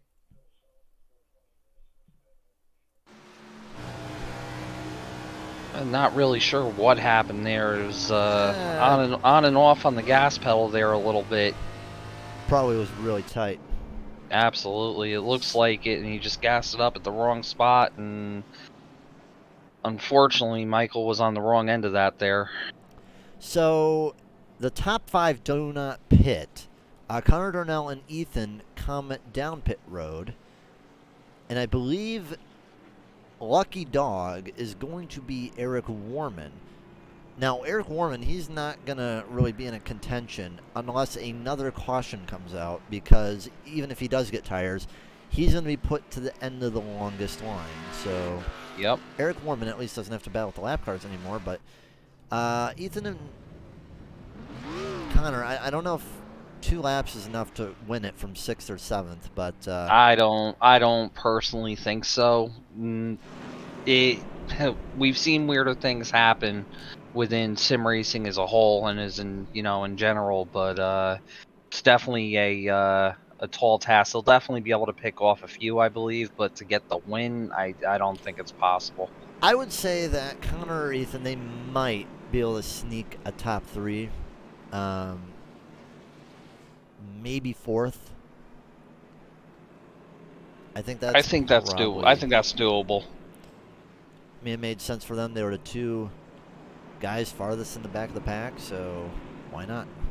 Yeah, at that point you have nothing to lose and everything to gain, so you go down, bolt some fresh tires on it, and give it all she's got. I still think Alan might be the top guy right now. He's just going to have to get a good restart and stick the 73 side by side. Absolutely. If he could stick, and again, this is my arc of knowledge, I'm not very, very knowledgeable on these cars yet, but at least in the ARCA cars, if I was in this position, I would try to stay on Justin's right rear corner, get him a little bit loosened up coming off the corner, and be able to get that run down the backstretch and hopefully clear him going into 3. But we'll see how it plays out. Yeah, Greg Klein, he was on a charge too. I thought Angel was going to fall back to 4th at that point, but Lucky held on to it, and at least he's going to be in the line where the leader is.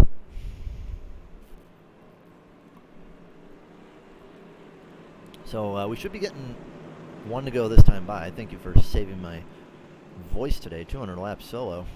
Definitely. No, not a wears problem, it my friend. out. Not a problem, my friend.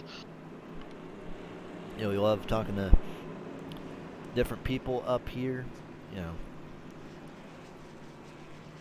Put on other topics other than what's going on in the immediate moment. It's good. I know you weren't here for the quiz question. Let's see if you know it real quick. Give you 15 seconds to figure it out. Richard Petty, what win was his final win at Dover? Ooh, that one I could not tell you. If we were speaking about old IndyCar or Champ Car, I could rattle off answers like nobody's business. But NASCAR, not, at least the older NASCAR stuff, not as much. I grew up a USAC guy, being from the Northeast, so that one I have no idea. Win 199 was his final Dover win. Second to last one before he won at Daytona in 1984. That's definitely really cool. I can consider where I grew up, pretty much Pocono and Dover were like halfway point from where I live, so, or Would grew love up, to I should see say. IndyCar back at Pocono or Dover. I would like to see them possibly back at Pocono, but they have to do something safety-wise because those cars are just so ungodly fast now. It's insane. But, I remember running IndyCar at Dover in an official once, and it was a blast. 200 miles an hour constant. All right, yeah. well, 2 laps to go. It's going to be Malarkey and Coons.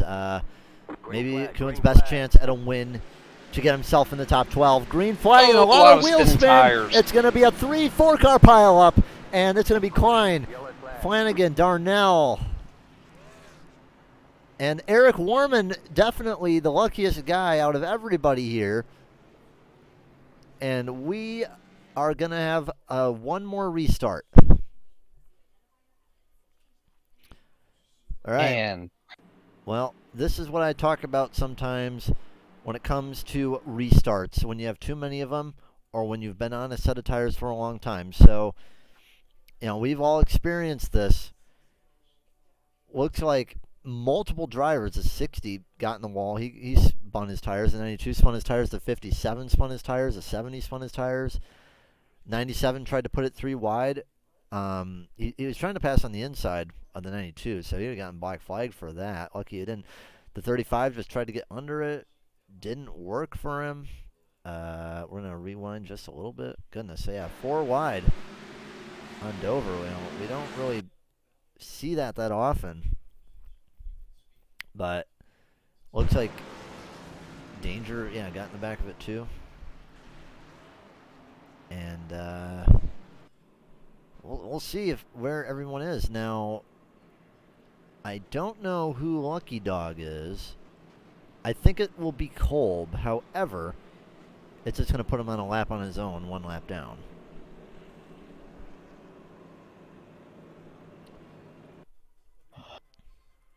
So, Bobby, it looks like Kuna is in 3rd now. Looks like Angel, he made it past him, so. Yep. It's definitely going to be interesting. I think Allen's best shot was to be starting in 2nd place. But at the same point, it seemed like that bottom line got going pretty good. It seemed like all the issues were up on that top line where most of the rubber was.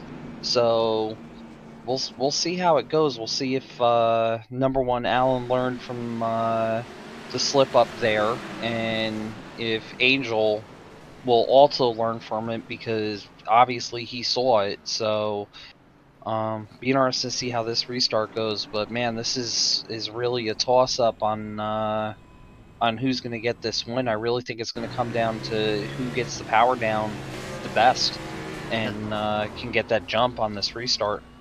Now, Barkley took a clobber.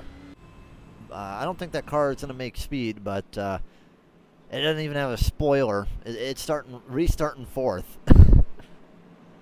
Oh man, that Coors Light Chevy. is messed up. Has Yes, it no is. rear at all. Now, Warman, look at Mr. Lucky Warman here. You know, he said, you know, the only way he's going to really do something is if he gets lucky and gets a caution right. Well, guess what? Now he's not only moved up from 8th to 5th, but now freshest tires and, you know, in a pretty decent position, better position than what Ethan and Connor were in. And Ethan and Connor, they're wrecked and damaged now. Yep, Along with Rick and Klein. like you said, with the freshest tires, you know, he coming from 5th, it's going to be a tall order, but he might be your dark horse to definitely get a top 3, possibly a win here. He might steal it from everybody. Yeah, Eric Warman, the other broadcaster for the Truck League. Watched a lot of his broadcast back. A lot of fun watching him, and he might be figuring something out with Warman one day. But yeah, I would love to commentate with him, perhaps one day. That would be something really nice. I'd like to chat with him. No, But, absolutely. Yeah, he runs Cup, and I run the truck. So maybe Xfinity. Who knows? All right, well, gonna be a green-white checker. Who do you got? Man, at this point, I don't know. I'm with Angel starting onto that outside, and we saw what he did earlier. He's gonna be kind of hard to bet against here, as long as he can get the power down on that outside lane. All right, well, will Malarkey be able to hang it on? Or will there be another wreck? Because you got to think, those top 4 guys, they still have torched rears, and you know, doing an immediate restart right after a restart, I mean, it's not going to help them. I do not expect those top 4 to be very stable on the restart, especially the 57 with no spoiler. No, not at all. I would not be surprised if the 57 caused a wreck, because he's going to have to be backed off quite a bit, because he's not going to have nearly the downforce that he would like. Hopefully he has a spotter or crew chief that's made him aware of it. You can only hope. Hopefully. Early green flag. Very And early, and Cohen's- Angel slept. Angel did sleep, but there comes Allen. He might have a chance. The 13 is going to make it easy and get around the 4th. Looks like Allen might have a shot here. Do you think he has a shot down as we come down for the final lap? He's definitely trying, but I wouldn't count out Eric yet. He's coming on those fresh tires, and he's moving quickly. Eric's flying, but I just don't think he has enough time. Allen, you know, he ran a great race. He led a bunch of laps, but you know, he should be a good shot to get in the top 12 unless big mistakes happen next week. Eric Warman, great luck, and he'll move it up to 3rd. Flanagan is going to come home to maybe come home in 4th. Angel just beats him, and Malarkey will win. Coons, Warman, Hernandez, Flanagan. Oh, big crash front straightaway as they come down to the end. Huge crash. What happened here? So, Connor Darnell. Oh. Did the 57 come down? Yeah, he did a little bit. Got loose off the corner. And Greg Klein actually split those two as they came down. I don't think Brandon Hughes in the chat's going to be too happy about that one. No, And I don't think so. Kolb comes through, and ooh, Frey wallops the 97. Yeah, big damage on a lot of these cars, but Justin Malarkey has won the race. And man, we didn't even get to see his donuts. Did you even do donuts, Malarkey? What's going on here? Congratulations to him. He withstood the pressure on multiple restarts there on old tires. He definitely earned that one. So my hat's off to him. That was a very good performance by him. All right, well, you know, we're going to get the interviews done. Bobby, would you like to interview Alan? Or Yeah, Malarkey, you know or, what? Yeah. Let me go ahead and interview Alan. All right, we got Warman in the chat right now. Hey, Warman, lucky dog, man. Got lucky dog. Got back in the lead lap. Got new tires. Caution comes back out, and then we get third. Guess the broadcasters are having some good luck with cautions this week. Sorry, I had it muted. Yeah, thank the Lord we had the caution and was able to get back up there. We ended up getting a speeding penalty on that green flag caution. That's what put us 2 laps down. So, just can't thank the Lord enough for actually being able to get back up there.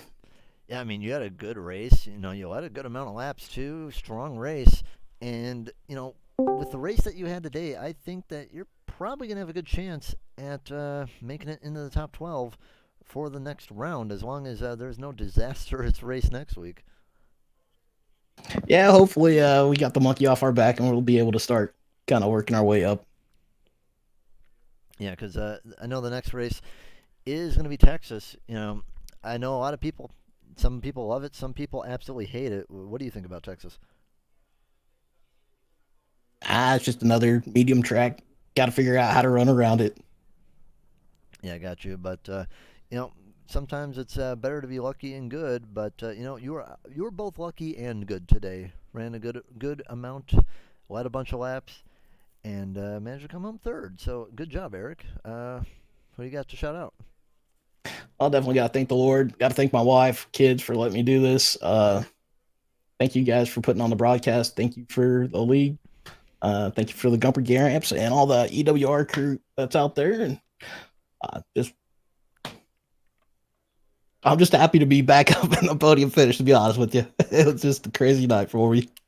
Yeah, and by the way, Eric, we're gonna have to give you a chat sometime.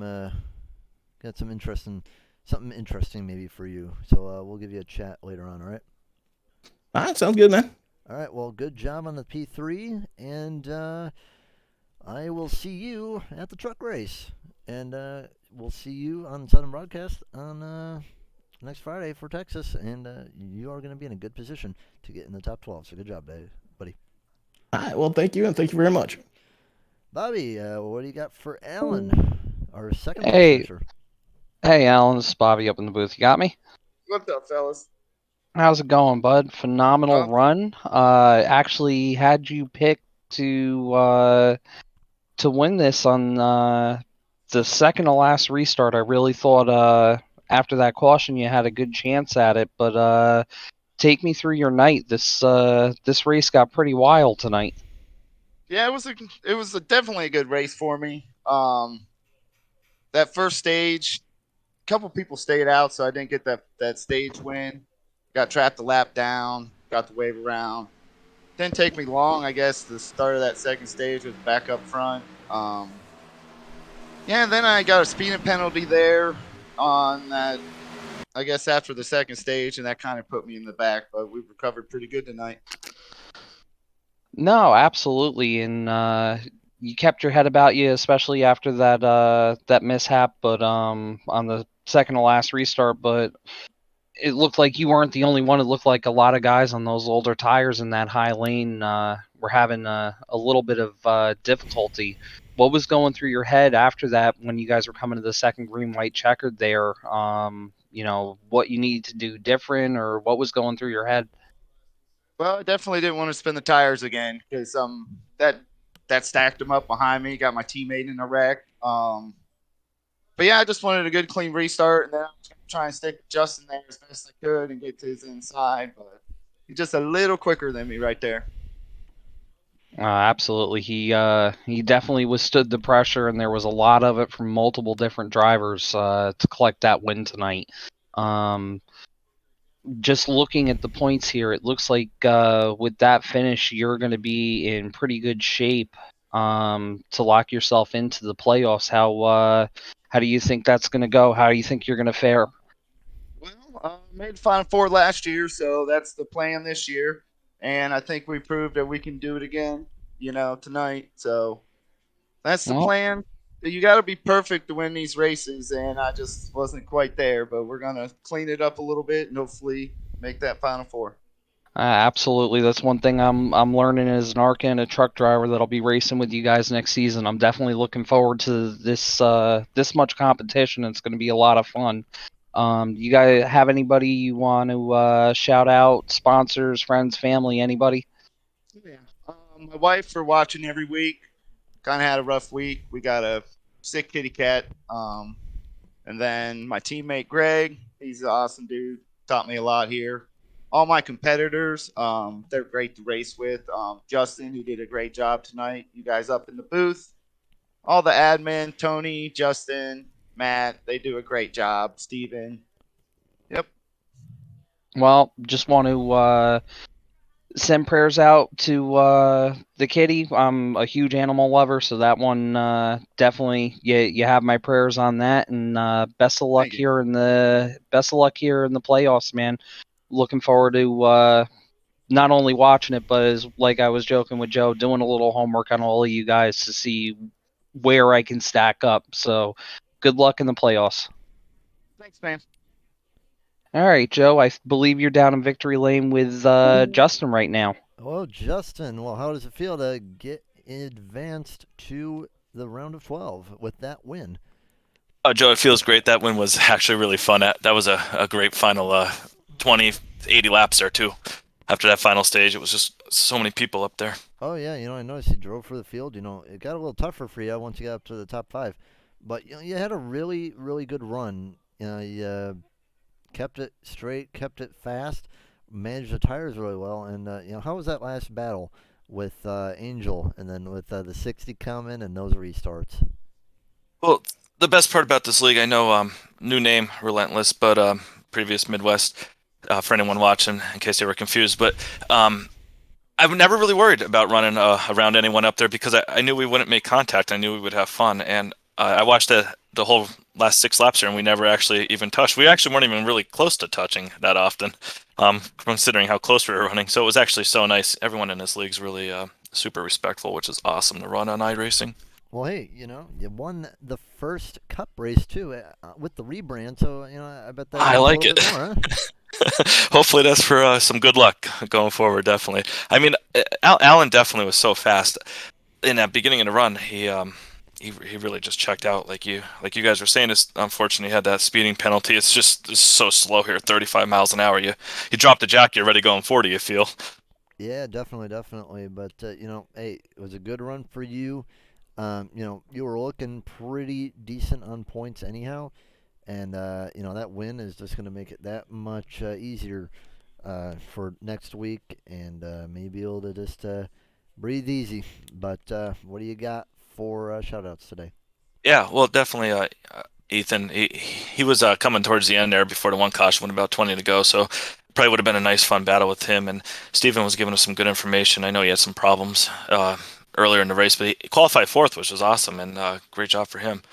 So, and I got to give a shout out to my sister. She just had her second child, so we will now have another fan, and we'll go from there. Get the ratings up for you guys. All right, sounds good, and congratulations on all that. Yeah, just enjoy the win. Know that guaranteed to get to the 12th, or the 12 round of 12, and good luck, and Yeah, congratulations on the first win for the first Cup race of the new league. yeah, great job setting it up, everyone. Yeah, they did a fantastic job. Very happy seeing how everything has been going so far. Yeah, these people are all really good at just setting everything up. I honestly am so not knowledgeable at how to set half this stuff up in iRacing, and it's great that people are able to do it so easily. Well, I'll tell you one thing: you are now tied with Andrew Kolb for the most wins on the year. That would be 4. It's fun. There's a lot of people up there And every driver week. standings have just been released. You are number 1. Nice. I can sleep easy. All right. Well, we're going to go over the standings really quick and sign out. But congratulations on the win Thank today. you. Great night. Thank you.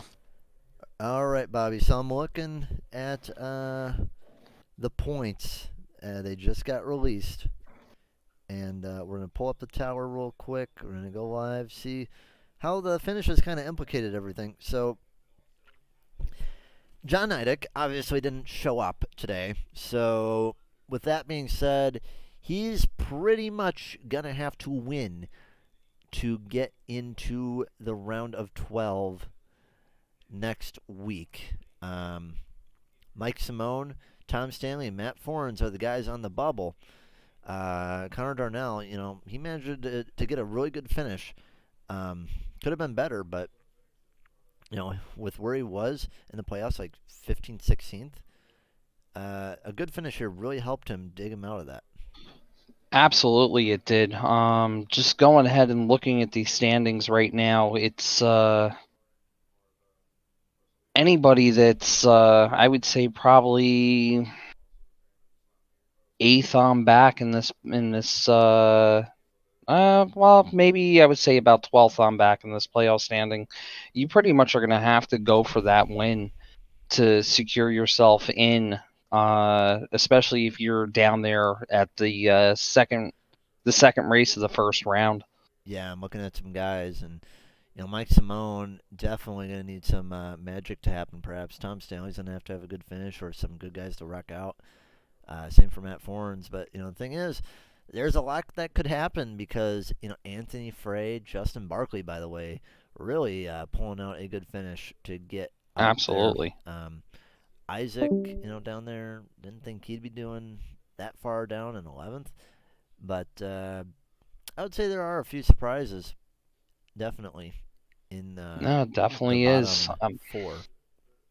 I'm definitely going to be watching these broadcasts from here on out, and like I said, doing my homework and seeing where people stack up and picking out my guys that I know that I'm really going to have to contend with here moving on forward into next season. Yeah, and I will say this: looking at the playoffs, Kolb, able to hang on with that big lead he had. I think he should still be okay with a 21-point lead over 13th place. But some of the guys that have jumped up, like Kunis, Klein, Warman, they've all put themselves in a good position, and they could go far in these playoffs. Well, anything that you got to say before we sign out? No, just thank you for having me up in the booth. I appreciate it. It's not often I get to do stuff like this, but I do enjoy it. I may not be the most eloquent person from time to time, but I try to do my best, and it's definitely fun to come up here and hang out with you and just be involved in this league in any form or fashion. I can't thank the admin team that we have over here enough. They do an absolute incredible job. Everybody from the admin team to the drivers, the sponsors, everybody that's a part of this deal, they make it just so much fun, and they make it so that you look forward to being able to race on a nightly basis with you guys. So just a huge thank you to everybody. All right, well said. And right before we go, we're gonna quickly go over the points. Malarkey first, 67. Angel second with 60. Coons third with 57. Kolb 54 and fourth. Klein is going to be 52 and fifth. Flanagan 51 and sixth. Grosso 47 and seventh. Warman 47 and eighth. Frey is going to be 42 and ninth. Barkley 42 and 10th. Danger 40 and 11th. Darnell 40 and 12th. Forns 33 and 13th. Stanley's going to be 32 and 14th.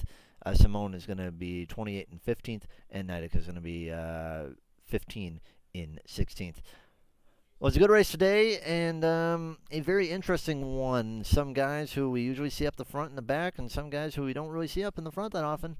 Led some laps, had a bunch of good racing, and is going to be an interesting race to see what happens in Texas next week. Make sure you check us out for our next broadcast. We'll be here at the same time as always on Friday. And thank you to everybody who raced. Thank you to Bobby for coming up today. Thank you for Jeremy for helping us get this good-looking SDK going and getting the OBS working as it should. I'm Joe, and thank you, Bobby, for coming up. This is the Southern Broadcast Race Network, and we'll see you next Friday. Good night, everybody.